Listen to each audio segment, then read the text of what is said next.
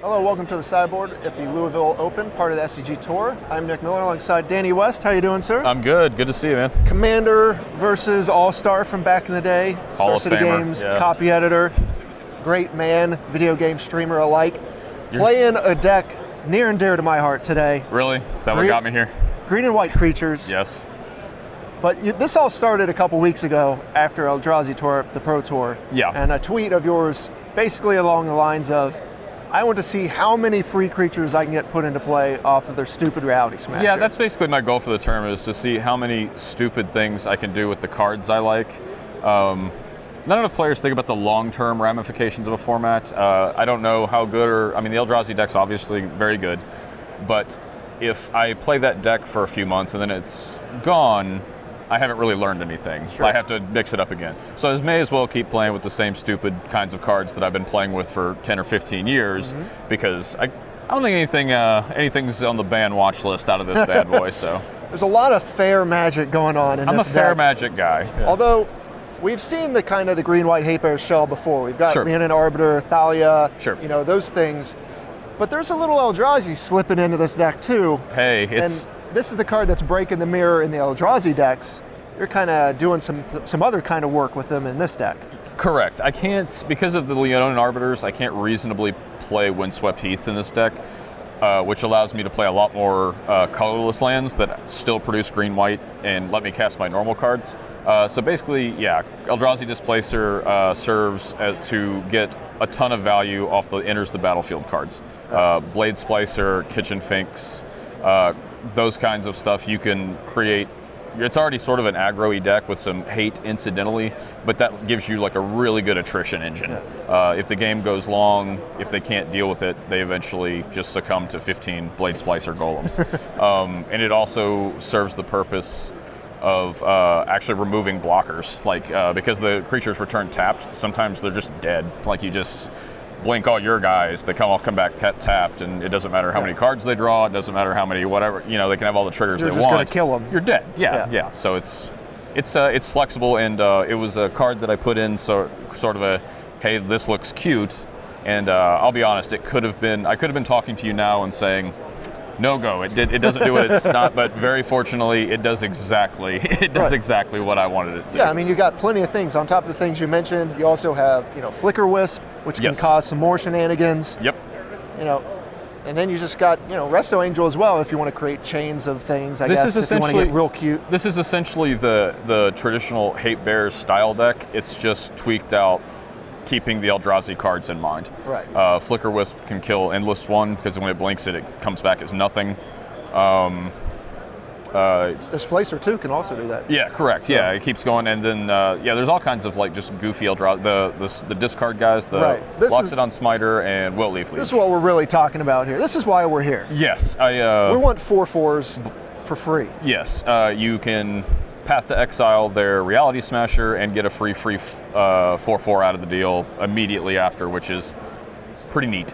Yeah. Pretty neat. So that's basically, it's a Hate Bears style deck, but it's tweaked out, keeping in mind the Eldrazi stuff. Okay.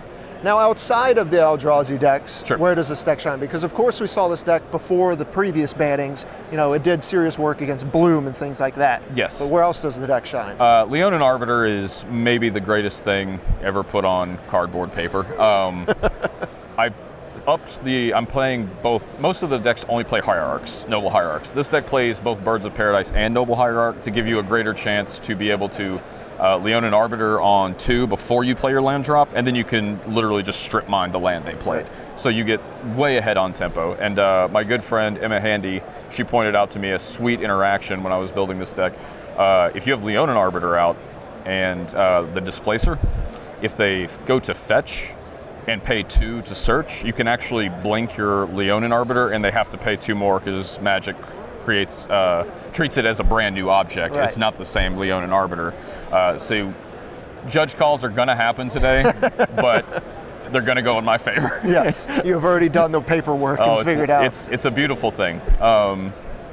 And this deck, because I don't have to play Heaths, I can be a lot more flexible on the land slots. I definitely need colorless to support the Displacer.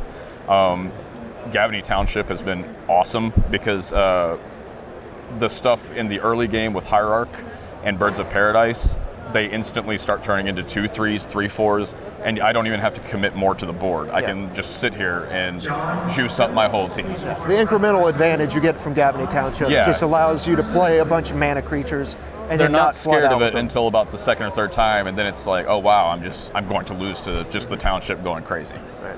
Of course, you got your tech edges and your ghost quarters to pair with your arbiters. My white bordered brush lands too. I get to play brush land for the first time since I was probably like 12 years old in this deck because of it adds colorless mana, which is very important for Eldrazi. Didn't want to go with the Ice Age? No, when 5th edition was on the shelves, most of where I was at when I started playing, so it brought a little tear to the eye to be able to play that. Yeah, a lot of people playing these pain lands this weekend because they fit perfectly in the Eldrazi deck. Yeah, it's really sweet, and people just take fetch lands so for granted. We're only a few rounds into the event so far, and I've had people just crack fetch lands and sure take one, and then they don't search because Leonin Arbiter is not a popular enough card yet to where people are paying attention. It's just so ingrained to just fetch without thinking about it. Yeah, it's great. As awesome as strip mining somebody is, somebody strip mining themselves and then taking one is even better. Let's move on to the sideboard here. Sure. You've got 4 Stony Silence. We've all seen this. Shuts down affinity, the things you expect. Yeah, I didn't really mess with, it's possible Kataki's better, but I had the 4 Stonies and I thought they would probably be a little more flexible. My deck is, I know some of the Eldrazi decks play Ratchet Bomb, and I don't really think they'd have trouble keeping up with Kataki. Stony Silence, I think, gives me a little more of a shot because with all the 1-drops in my deck, even if I don't get crushed by Chalice, an early Chalice, I need to sort of be able to hedge against a Ratchet Bomb. So I'm not sure I'd go with the whole suite. If nothing else, it's obviously great affinity, hate, and so on. Now the other card that's been popping up, people are throwing around cards that shut down the Eldrazi deck on top of that, Snaring Bridge, right? Worship. You're choosing to go with the Ghostly Prison. I am. Ghostly Prison, I think, is better for this deck. I'm typically got enough cards in my hand to where in Ensnaring Bridge, they're probably just going to be able to work around it. A lot of their lands are like really goofy, so they don't necessarily have an abundance of mana especially the greedy ones that play Simian Spirit Guide. They're counting on being super explosive at the beginning, and if you can sort of survive that initial onslaught, draw into the cards you're hating out against them, and Ghostly Prison is a great card for just sort of stalling them out long enough to get your footing, and then killing them with a 2/2 for 2 or whatever. Then you can take advantage of all your value creatures. Forge Tender, great against burn and things that try to sweep your creatures. I'm typically a Firewalker kind of guy, but with a deck with the mana and the colorless, I can't count on double white. So Forge Tender is just sort of, I don't think it's better than Core Firewalker like in an ideal scenario, but I'm going to get stuck with Firewalker in my hand way too often at double white. So Forge Tender got to go. Engineered Explosives, just kind of good catch-all. If I'm on the draw against the Chalice decks, I need to be able to get rid of Chalice, because if they get me on one really early, I'm in a load of trouble. Like playing more mana 1-drops is just a concession to how many 3-drops I have to play to be able to hate out those decks. I can't not play Birds of Paradise. I tested a lot with Noble Hierarch only. You need more mana creatures. Just have to be accelerating. So Engineered Explosives is kind of the way to hope for the best and hope I can, because it's really hard for me to play Magic if they get that early Chalice. Right. We've always seen Spellskite from everyone in the format. It's just good against almost every deck. Infect, it's just amazing. This deck struggles game 1 against Infect because I'm really soft. I really like Lingering Souls, and if you can clog up the skies against Infect, you can do okay, but I can't count on being fast enough with like Flicker Wisp and Resto Angel, so I need a way to last long enough to play a fair game against them, and Spellskite's always huge against in that game state. Relic, good against the graveyard, and then I want to talk about Gideon here. Gideon Jura, sure. coming in. He's already hot. come in. He already came in. I played against Blue-White Control in the first round, and Gideon came in. It was 1 for 1. That was all. This is not I didn't count on playing against a lot of control decks because this is modern.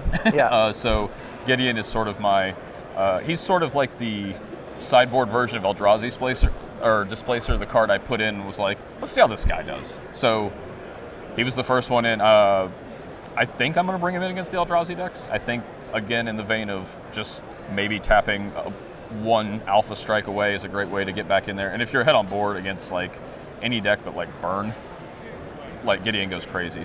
Gideon is has honestly like utility against infect. Like they have to really piecemeal out. They're never going to kill it unless they burn out their kill you spells and stuff. So using the pump spells to kill a planeswalker never feels good. I'll take it, and then they'll have no hand. So yeah, Gideon's sweet. All right, well the deck looks great. Danny West here showing you can keep playing the cards you like to play in this format. Do whatever you want, man. Have There's a good time. No rules. Pick up the cards you want to play. Like, yeah, I think people are accounting way too much for the, like, even if Eldrazi is half or 60% of the room, you're going to play against non-Eldrazi decks 4 or 5 rounds. Like, play a fun deck. Play what you want to play. So, yeah, my goals for this tournament are to learn more about this type of Magic within the format and see how it does. If it does great in this metagame against the Eldrazi, even if the Eldrazi are gone later on, it's still obviously going to be good. If you're power enough to hang with the Eldrazi, you're powerful enough to play Magic in Modern. So, yeah, deck's sweet. All right. Well, Danny, thanks for joining me here in the Sideboard. Yeah, Stay tuned to StarCityGames.com all weekend long for the action here in Louisville.